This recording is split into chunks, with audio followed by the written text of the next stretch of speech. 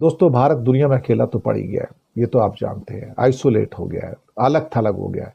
एक देश ऐसा नहीं है यूनाइटेड नेशन में जो भारत के साथ खड़ा हो, जो भारत को सपोर्ट करे। एक भी देश, एक देश ऐसा नहीं है जो भारत से ये कहे कि मैं पाकिस्तान को दोषी मानता हूं पहलगाम के लिए। एक भी देश नहीं। बल्कि भारत को अब आक्रमणकारी के रूप में देखा जा रहा है, जिसने पाकिस्तान पे अटैक किया। भारत को अच्छी नजर से नहीं देखा जा रहा है। और भारत ने एक एक करके पिछले कुछ सालों में मोदी जी की जो रोबस्ट माचो इमेज थी, जिसके कारण वो अपनी डिप्लोमेसी चलाना चाहते थे कि दुनिया भारत के बिना नहीं चल सकती, भारत महान है, दुनिया भारत की ओर देखती है, सब ध्वस्त हो गया। सारे किले ध्वस्त हो गए। दुनिया भारत के बिना चल सकती है, दुनिया ने बता दिया। ट्रंप तो पहले से नाराज थे, रोज भिगो भिगो के जूते मार रहे हैं हमको, हमें खाने पड़ रहे हैं, रोज जलील करते हैं भारत को एक्चुअली। उसके बाद शी जिनपिंग तो इंडिया के साथ पहले से नहीं थे, वो पाकिस्तान के साथ खड़े थे। ओपनली उन्होंने डिक्लेयर भी कर दिया, टर्की ने भी डिक्लेयर कर दिया। भारत के हमारे अपने पड़ोसी, रोटी बेटी के रिश्ते वाले नेपाल ने भारत का साथ नहीं दिया इंडो पाकिस्तान वार के अंदर। भूटान ने साथ नहीं दिया, सब कोई स्टेटमेंट नहीं है। म्यांमार हमारे साथ नहीं था। बांग्लादेश को हमने दुश्मन बना लिया। श्रीलंका और मालदीव से हमसे छिटक के चले गए। How to make the enemies learn from this government.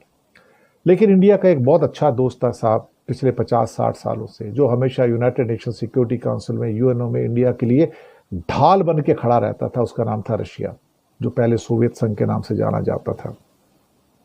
हमेशा भारत की रक्षा करता था। ना जाने कितने मुद्दों पर उन्होंने वीटो भी किया और भारत को बचाया। लेकिन आज रशिया भी दुखी है इंडिया से, क्योंकि मोदी जी ने अपना रुख जो है अमेरिका की ओर मोड़ लिया कि मैं अमेरिका की ओर जाता हूं, मैं रशिया की मुझे इतनी जरूरत नहीं है। और दिखावट के लिए रशिया में जाके कभी कभार जफी मार के आ जाना पड़ता था, बस वो दिखाने के लिए। ये ठीक है कि जब यूक्रेन के साथ वॉर शुरू हुई तो उस टाइम हमने तेल खरीदा उससे, लेकिन कहीं ना कहीं एक बात तो पक्की थी कि जब रशिया को भारत की जरूरत थी सपोर्ट की, कि इस वॉर में मुझे सपोर्ट करे, भारत ने उसे सपोर्ट नहीं किया। भारत अलग खड़ा हो गया, तटस्थ है।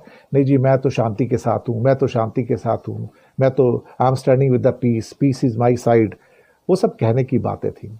लेकिन रशिया ने नाराजगी मोल ले ली। अल्टीमेटली रशिया नाराज हो गया और इतना गुस्सा हुआ है कि अब जब पाकिस्तान को यूएनएससी के अंदर टेरर कमेटी का वाइस चेयरमैन बनाया तो रशिया ने विरोध नहीं किया।